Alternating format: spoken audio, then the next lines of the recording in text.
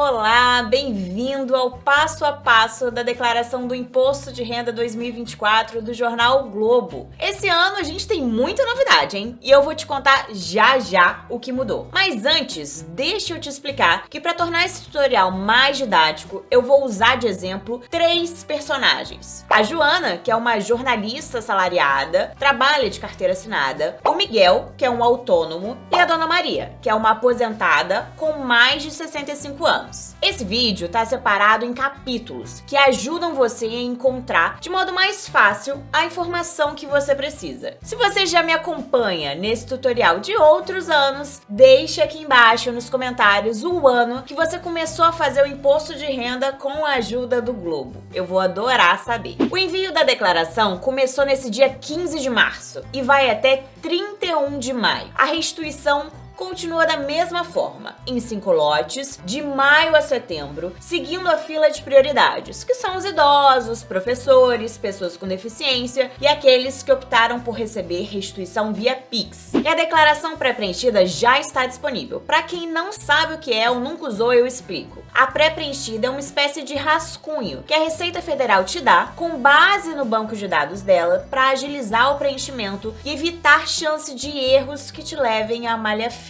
No ano passado, cerca de 26% das pessoas que usaram a pré-preenchida conseguiram completar tudo e enviar em menos de meia hora. Para você usar, basta acessar o programa do Imposto de Renda 2024 com a conta gov.br, nível de segurança ouro ou prata. Lembrando que o contribuinte é responsável pelas informações que envia, ou seja, se aparecer lá alguma despesa que você não teve ou faltar algo e você enviar mesmo assim, sem revisar, você não vai ter a quem culpar, viu? Mas Letícia, quem que é obrigado a declarar nesse ano? Para a declaração de 2024, ano calendário de 2023, a faixa de isenção é de R$ 2.640, já considerando o desconto automático na fonte de R$ 528 criado pelo governo para isentar quem ganha até 2 salários mínimos. Na prática, isso significa que só é obrigado a declarar quem ganhou mais de R$ 30.639,90 em rendimentos tributáveis recebidos de pessoa jurídica no ano passado. Por exemplo, de trabalho, de aluguel. O valor de rendimentos isentos, não tributáveis ou tributados exclusivamente na fonte, que obriga o contribuinte a prestar as contas com leão, subiu de 40 mil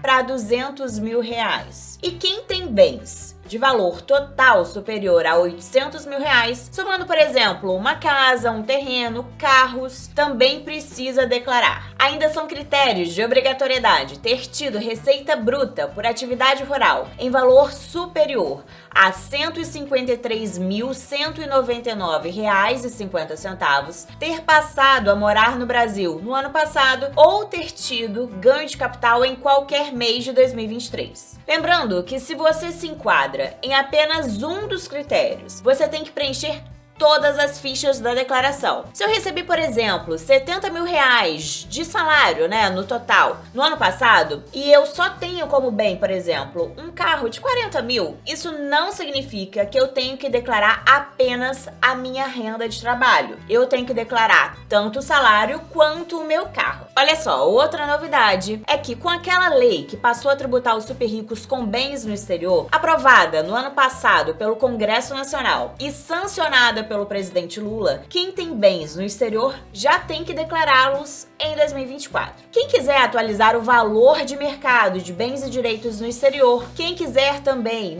declarar bens detidos por entidade controlada no exterior, como se fossem detidos diretamente pela pessoa física, ou ainda, se for titular de trust, que é uma estrutura de planejamento patrimonial, tem que declarar imposto de renda. Ufa! Muita coisa, né? No site do Globo, na subeditoria de imposto de renda, nesse endereço que tá aqui na tela, você encontra matérias sobre tópicos específicos do IR. Vamos então abrir aqui o programa? Lembrando que a gente tem que baixar o programa de 2024. Não dá para você fazer com o programa antigo. O programa você baixa no site da Receita Federal, gov.br/Receita Federal, e eu vou escolher baixar o programa aqui, depois de ter baixado, abrir. Essa é a página inicial. Se eu fosse fazer uma declaração pré-preenchida, eu clicaria aqui, iniciar declaração a partir da pré-preenchida. E aí eu faria o login com a minha conta gov.br. Como a intenção aqui é ensinar você a fazer a declaração do zero, eu vou clicar em iniciar declaração em branco. Preencho o CPF e o nome. Vamos fazer então a declaração da Joana. Joana, né, trabalhadora assalariada, que a gente vai usar aqui de exemplo. Eu peguei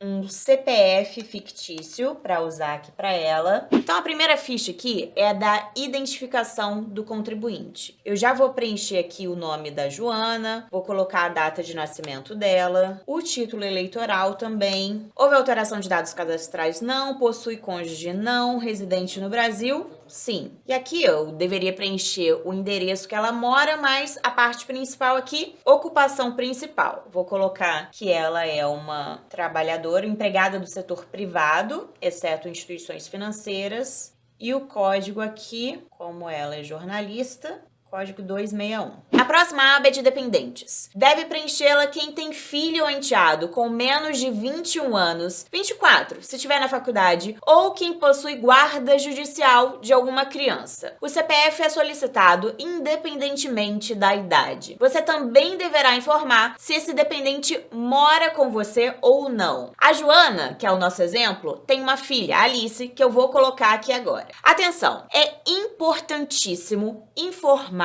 os rendimentos desse dependente, seja um estágio ou um trabalho informal, para não cair na malha fina. Mas se essa renda for alta, talvez seja mais interessante não incluir essa pessoa. Talvez seja interessante que ela faça a declaração de forma separada. A partir do preenchimento aqui da dependente, já me mostra o total de dedução que eu vou ter relativo a ele. Aqui, R$ 2.275,08. Dei OK. E eu posso partir para a próxima aba. Alimentandos. Na aba Alimentando, entram os dados da pessoa para quem você paga pensão alimentícia determinada na Justiça. Pensão combinada informalmente não pode entrar na declaração. Como a Joana não paga pensão para ninguém, eu vou pular essa aba. Mas eu volto aqui daqui a pouco quando eu for dar o outro exemplo. Nos rendimentos tributáveis recebidos de pessoa jurídica, você coloca o que você recebeu ao longo do ano passado, como salário, férias, 13º, gratificações. Lembrando que se você trocou de emprego, tem que fazer duas entradas diferentes, porque as empresas possuem CNPJs diferentes. Para isso, você pode conferir os valores no informe de rendimentos que a sua empresa te enviou, como eu vou fazer agora. Acrescentei, então, a renda aqui da Joana. A próxima aba, então, é a de rendimentos recebidos de pessoa física ou do exterior. Nessa aba, entram rendimentos recebidos por trabalhadores autônomos, como taxistas, profissionais de educação física, médicos que atendem particular. Esses trabalhadores já teriam que ter feito Carnê-Leão em 2023, que é uma forma de pagar o imposto mês a mês, adiantar o pagamento desse imposto. Nessa aba, ainda entram os rendimentos recebidos de aluguéis e valores recebidos do exterior. Supondo que a Joana tem um apartamento que ela aluga por R$ 2.000 por mês, ela vai colocar os rendimentos aqui. Se a Joana já tivesse feito o Carnê-Leão, ela apertaria aqui importar dados para abater o imposto que ela já quitou. Nesse caso, quem ainda não fez, o ideal é você baixar o programa do Carnê-Leão, pagar o que você deve de imposto, multa inclusive, para depois fazer o seu imposto de renda. Vamos então para a próxima aba, que é de rendimentos isentos e não tributáveis. Aqui entram bolsas de estudo, rendimentos de poupança, parcela isenta de aposentadoria, reserva remunerada, reforma, pensão de pessoas acima de 65 anos. Aqui também entra aquela restituição do ano passado, caso você tenha recebido. No caso da Joana, ela é separada do pai da Alice, que paga R$ 1.500 por mês. Então vamos acrescentar aqui a pensão que ela recebe nessa aba. 1.500 vezes 12, R$ 18.000. Pensão alimentícia, código 28. Beneficiário é o dependente e entra o CPF de quem pagou. Rendimentos sujeitos à tributação exclusiva ou definitiva. Entram aqui alguns rendimentos de aplicações que você tem e no campo do CNPJ você tem que preencher o dado da corretora ou do banco onde seu dinheiro está aplicado. Vamos fazer uma simulação? Interessante sempre você ter o informe, o relatório fornecido pelo banco ou pela corretora. Coloco rendimento sobre aplicações financeiras, tipo de beneficiário titular e o valor. Rendimento líquido é só o rendimento, não colocar o saldo completo. Isso entra em outra aba.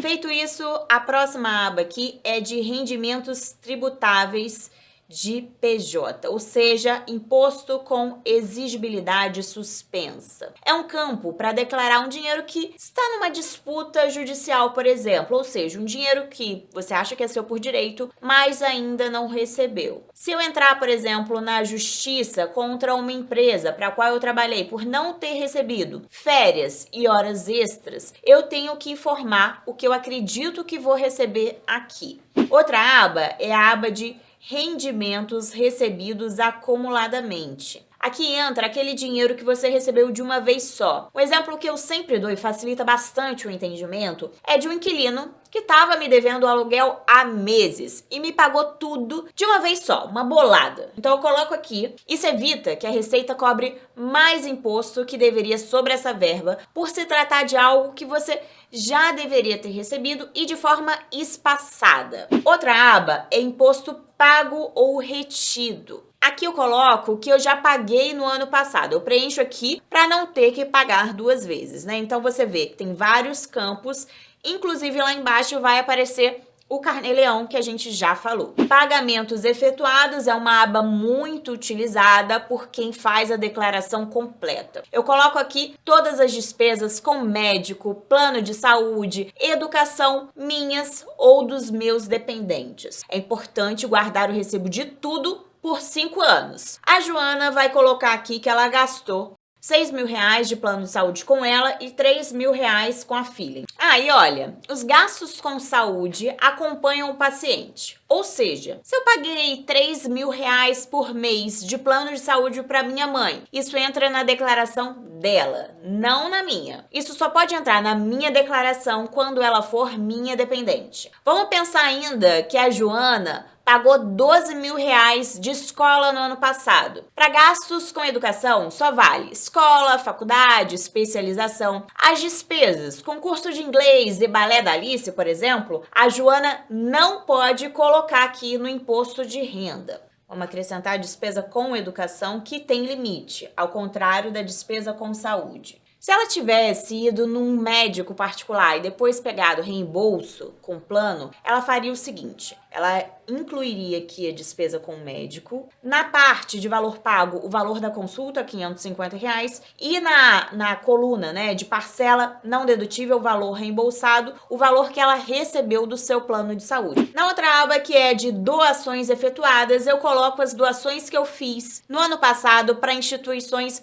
reconhecidas. Lembrando que há a possibilidade de você destinar uma parte do imposto devido a uma instituição na própria declaração. E isso ganhou agora uma aba específica, é a aba seguinte, doações diretamente na declaração. Aqui embaixo, se eu descer um pouquinho a minha tela, eu consigo ver o valor que eu tenho disponível para doar. No caso aqui da nossa simulação, teria R$442,31 para doar ou para o Estatuto da Criança e do Adolescente ou para idosos. E eu posso escolher o Fundo Nacional, Estadual ou Municipal. Na aba de Bens e Direitos, você tem que colocar todos os bens que você tem, como casa, carro próprio, o saldo disponível na sua conta em 31 de dezembro e os valores que você tem investidos. Essa aba é para todos os seus patrimônios, inclusive se você investe em criptomoedas. Vamos voltar ao exemplo da Joana, que tem um apartamento de R$400.000, o que não seria critério para ela declarar. Mas, como ela é obrigada a declarar pelo critério de renda tributável, ela tem que preencher essa informação aqui também. Preencheria aqui todas as informações do imóvel. Como ela já possui esse imóvel quitado, colocaria o mesmo valor na situação de dezembro de 2022 e na situação de dezembro de 2023. Caso fosse um imóvel financiado que você comprou no ano passado, a situação em 2022 ficaria zerada e em 2023 você colocaria o valor que você deu de entrada mais o quanto você pagou de despesa, por exemplo, em parcelas ou gastos extras que você teve com esse imóvel. No caso da Joana, ela já tinha esse imóvel quitado, vou colocar R$400 mil. A Joana também tem investimento em fundo que a gente já colocou o rendimento lá na aba anterior, você lembra? Então aqui eu vou ter que preencher o saldo certinho. Código 4, aplicações e investimentos. Vou olhar de novo aqui o relatório da corretora para a gente colocar essa informação. Agora, para criptomoedas, você pode ver que a Receita está cada vez mais apertando o cerco. Você não tem só que informar que você possui uma cripto, mas também qual é o ativo que você possui, o CNPJ da custodiante, por exemplo, Binance, Mercado Bitcoin, Foxbit, Coinex. Se você deixa sua cripto em alguma carteira offline, aqui você pode colocar que é o autocustodiante. Olhando aqui o exemplo, seria código 8, quando você abre, você pode escolher entre Bitcoin, outras criptos, stablecoins, NFTs, outros criptoativos. Você colocaria que não é o autocustodiante, colocaria o CNPJ da corretora cripto que você investe e a situação em 2022 e 2023. Se você comprou no ano passado, a situação em 2022 fica zerada. Vou cancelar porque o nosso exemplo não tem. Joana não investe em criptoativos. Na aba de dívidas e ônus, são valores que você está devendo, ainda que esteja em dia com o pagamento das parcelas, por exemplo, um empréstimo. Nessa parte não entra o financiamento de um imóvel. Como eu já expliquei, o imóvel entra lá em bens e direitos, você vai compondo o valor dele até quitar. E o imóvel não é seu, então, até você terminar o pagamento. Não entra nessa parte de dívidas e ônus. Outra aba é a de espólio. Essa é a parte da declaração que é feita quando uma pessoa morre. É para informar a Receita Federal que o contribuinte não vai mais existir nos próximos anos. Depois a gente tem doações a partidos políticos e candidatos. Se você doou dinheiro a algum partido ou candidato no ano passado, você pode colocar essa despesa aqui, no seu imposto de renda, mediante informação do CNPJ. Mesmo que seja um político, que você pense, olha, o Zé das Couves é o meu candidato e foi para ele que eu fiz a minha doação. Mesmo assim, ele vai ter um CNPJ para te informar, para você colocar aqui. Chegando ao final, você pode ver no canto esquerdo deduções legais, que seria a nossa declaração completa, como a gente chama, ou a simplificada. Aqui é possível você escolher o que é mais vantajoso. A dica é preencher tudo e no fim você decide o que é melhor para você. Você pode ver aqui que para Joana foi mais vantajoso fazer a declaração completa por deduções legais. Ela teria que pagar menos. Ela teria que pagar R$ 3.694,75. Mas se ela escolhesse erroneamente a declaração simplificada, ela pagaria R$ 6.371. Muito mais, né? Na declaração completa, são abatidos os gastos, por exemplo, com médico e instrução, o que não acontece na declaração simplificada, que já tem um percentual fixo. Agora eu vou voltar em outras abas para a gente dar o exemplo do que seria diferente no caso do Miguel, que é autônomo, e da Dona Maria, que é uma aposentada com mais de 65 anos. No caso do Miguel, preenchidas as informações, iniciais, coloquei que ele era autônomo, por exemplo, em rendimentos tributáveis recebidos de pessoa jurídica, ele não vai preencher nada, porque ele recebe, na verdade, a de pessoa física. Então, eu vou na aba de rendimentos tributáveis recebidos de pessoa física e eu colocaria o que ele recebeu de cada pessoa mês a mês. Se ele tivesse feito o Carnê-Leão, ele iria na aba de imposto pago, preencher o Carnê-Leão ou importaria o documento. Lembrando que quem não fez, o ideal é fazer o Carnê-Leão, pagar o que deve, inclusive multa e juros, antes de fazer o imposto de renda. Simulando aqui, eu coloco em janeiro, perto novo,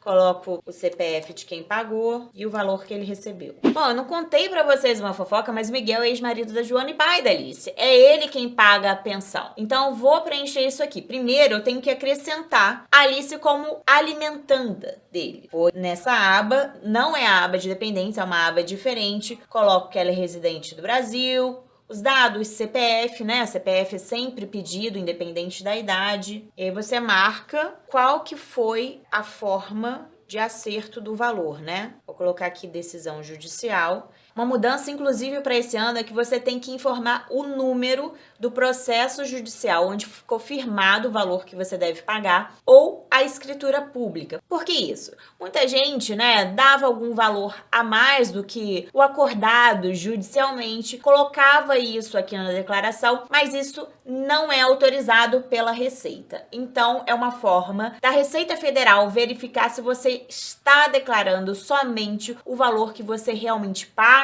e que foi acordado pela Justiça. Depois disso, você vai na aba, né, no caso, pensando ainda sobre a pensão que o Miguel paga, de pagamentos efetuados, ele vai em novo, pensão alimentícia judicial paga a residente no Brasil, seleciona e coloca o valor. Se o Miguel fez alguma operação day trade, que é uma negociação de ações no mesmo dia, ele comprou a ação e vendeu no mesmo dia para obter algum ganho, ele vai preencher aqui numa aba diferente, uma aba de renda variável. Ele coloca os ganhos líquidos dele. Também pode preencher os prejuízos, para que no fim das contas você consiga fazer esse saldo, pagar realmente o imposto que você deveria pagar. Eu vou abrir a aba só para vocês verem. Lembrando que esse controle ele é responsabilidade do investidor, controle do day trade, e é um pouquinho diferente do de outros investimentos. Agora no caso da Dona Maria, que é uma aposentada com mais de 65 anos. Além de não pagar imposto sobre a parcela de sua renda até o limite da faixa de isenção aplicada aos demais contribuintes, os aposentados e pensionistas são isentos também em uma parcela extra de seus ganhos, fixado em R$ 1.903,28. Apesar do aumento feito na faixa geral de isenção do imposto de renda no ano passado, lembrando que em maio o limite para quem não paga imposto subiu para R$ 2.112, valor que chega a R$ 2.640 com desconto padrão de R$ 528 na fonte, a isenção extra para idosos e pensionistas permaneceu a mesma, porque depende de uma lei que não foi alterada segundo a Receita Federal. Para ficar mais claro, para os 4 primeiros meses do ano passado, a isenção para idosos e pensionistas poderá chegar até o valor de R$ 3.806,56. De maio a dezembro, a soma será de até R$ 4.015,98. Olha, para facilitar, você pode jogar a renda com a aposentadoria direto na aba de rendimentos isentos, que o valor que for tributável já é direcionado automaticamente para a aba devida. Eu vou fazer aqui para você ver. E essa duplicidade também é válida para militares da reserva ou reformados a partir do mês em que completam 65 anos. No caso da Dona Maria, colocaria aqui rendimento isento. Assim que eu aperto aqui, aparece, né? O CPF excedeu o limite de rendimentos referentes à parcela isenta de proventos de aposentadoria, reserva remunerada e pensão de declarante com mais de 65 anos. Deseja transferir os valores para a ficha de rendimentos tributáveis recebidos de pessoa jurídica? Eu só aperto que sim, e ele já faz o trabalho por mim. Se eu for lá na aba de rendimentos recebidos de pessoa jurídica, já tem a quantia do valor a qual seria tributável. Feito isso, o resto do imposto de renda é a mesma coisa. Tem muita gente que tem dúvida e acha que o contribuinte é uma pessoa idosa, então não precisa mais declarar imposto de renda, ou então tem a renda completamente isenta. Não funciona assim. Funciona de acordo com os critérios para a declaração. Feito isso, no caso da Dona Maria, a gente tem aqui duas possibilidades, né? Se ela enviasse a declaração completa, preenchendo só isso que a gente preencheu, a gente poderia ver que ela deveria pagar R$ 250 aproximadamente de imposto. Se ela fizesse por desconto simplificado, ela não pagaria nada. E essa é a opção que a gente vai escolher. Para entregar é muito simples, tem aqui embaixo entregar declaração. A gente não precisa colocar essa certificação digital, e isso é só para quem tem uma chave específica. E aí Se eu tiver alguma pendência, ele já aparece aqui para mim na lista de pendências. Os símbolos amarelos não impedem a transmissão, os vermelhos sim. Você precisa voltar nesses campos e corrigir para você conseguir enviar. Até o fim do prazo do imposto de renda, a gente vai ter vídeos com especialista nas nossas redes sociais sobre os assuntos que mais geram dúvidas do imposto de renda. Obrigada pela sua audiência e até a próxima!